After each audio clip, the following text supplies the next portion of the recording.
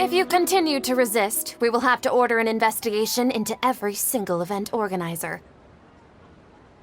The Grand Sage has already granted you much leniency. I advise that you exercise tact. How did things turn out like this?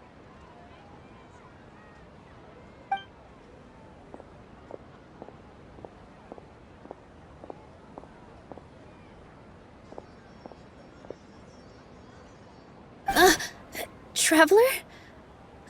You don't have to get involved. He's a sage from the academia. I don't want to drag you into this. Traveler? Traveler? What the heck are you doing? If you get arrested by the academia, that's another day gone to waste!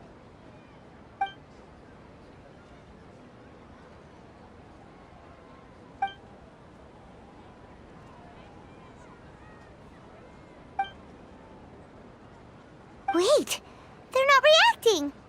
Have they been scared stiff? Oh, of course! If this is the sage's plan, they wouldn't put themselves through this! So they're just substitutes! What is this? What happened to the Grand Sage and his entourage?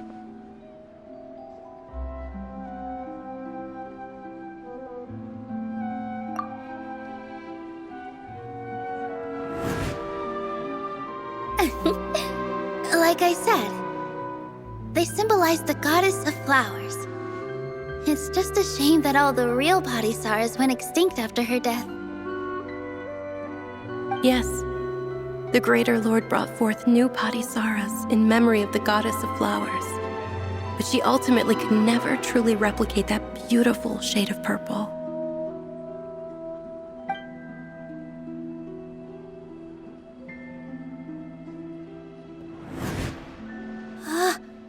That beautiful shade of purple.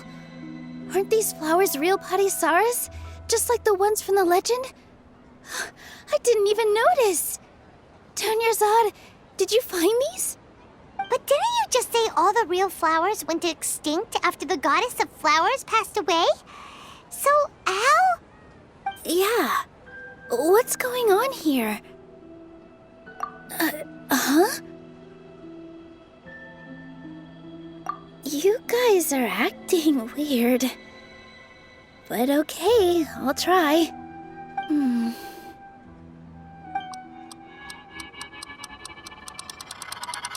Hey!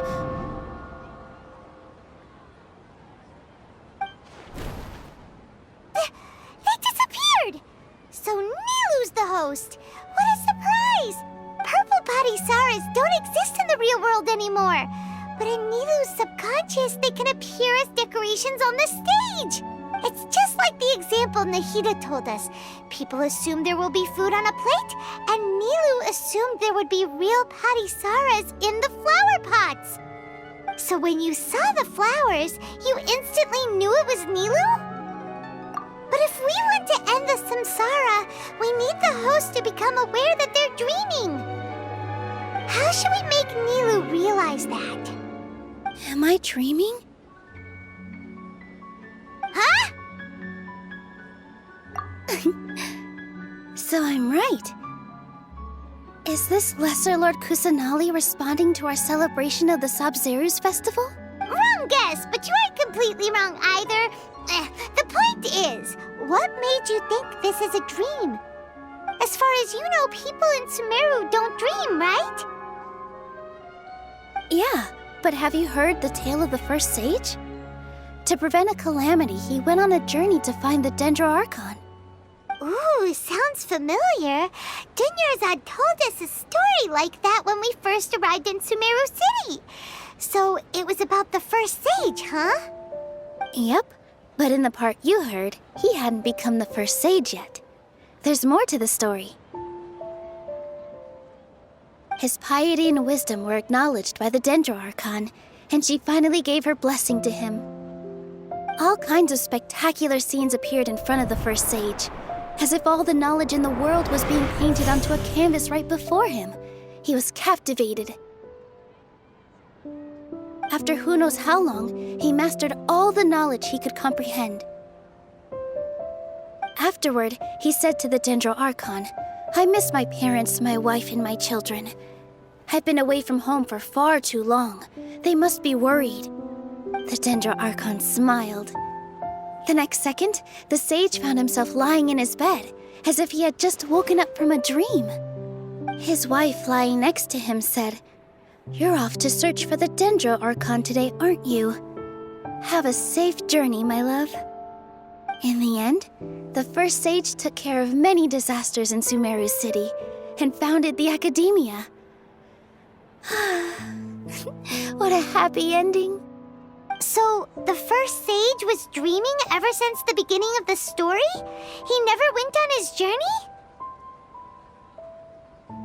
Yes, but his faith and determination were conveyed to the Dendro Archon, so she blessed him in the form of a dream. Paimon understands where you're coming from now. That's a really interesting connection. But we really gotta wake up soon, like the sage in the story! I see. Well, it just so happens that today's Sub-Zero's festival is almost over too.